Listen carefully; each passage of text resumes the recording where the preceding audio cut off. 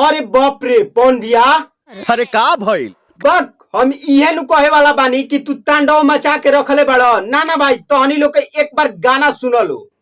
भइल जब से गवाना हो गई खेलावाना, नशा तारे रोजे रोजे ओढ़ाना पीछावाना, लव वाला तनी कोना घट 3 के मीटर बा।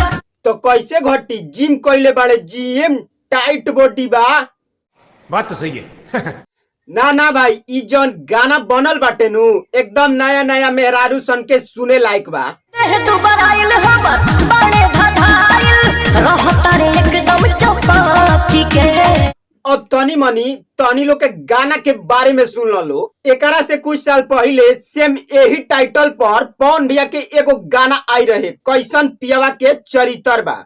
और ई जौन गाना बाटे ओ गाना से ये गाना में अंतरा बहुत ज्यादा चेंजिंग बा, लेकिन मुखड़ा जौन बाटे ये गाना के ओ गाना के सेम बाटे। इनका भीतर बा हाय हो दादा, कैसन पियवा के चरित्र बा।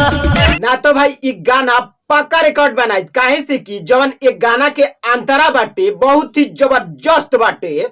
भइल जब से गवाना हो गई खेलावाना, नशा तारे रोजे रोजे ओढ़ाना बिछावाना। और बता दी भाई लोग कि एक गाना के लिखले बाड़े शुभम मिश्रा और म्यूजिक देले बाड़े प्रियांशु सिंह, और एक गाना के गईले बाड़े सिर्फ पवन भैया अपना मधुर आवाज में। और बता दी भाई लोग कि पवन भैया के गायकी में कोनो प्रकार के कमी नहीं थे। और चौंकाने वाली खबर ई बाटे भाई कि ई गाना यूट्यूब पर ट्रेंड करताटे 4 नंबर में। और जब गाना में हॉई आजास और हॉई डांस हो जाए तो निश्चित बाजे ई गाना रिकॉर्ड बनाई। और मिला तनी एगो दूसर वीडियो के साथ में। बाकी हमरा चैनल के खटाक से सब्सक्राइब कर लो भाई। एक तो लाइक और शेयर ठोक दीजिए, महाकाल का दबा के लाइक और शेयर ठोक दीजिए, 5000 लौटे दिख जाना चाहिए।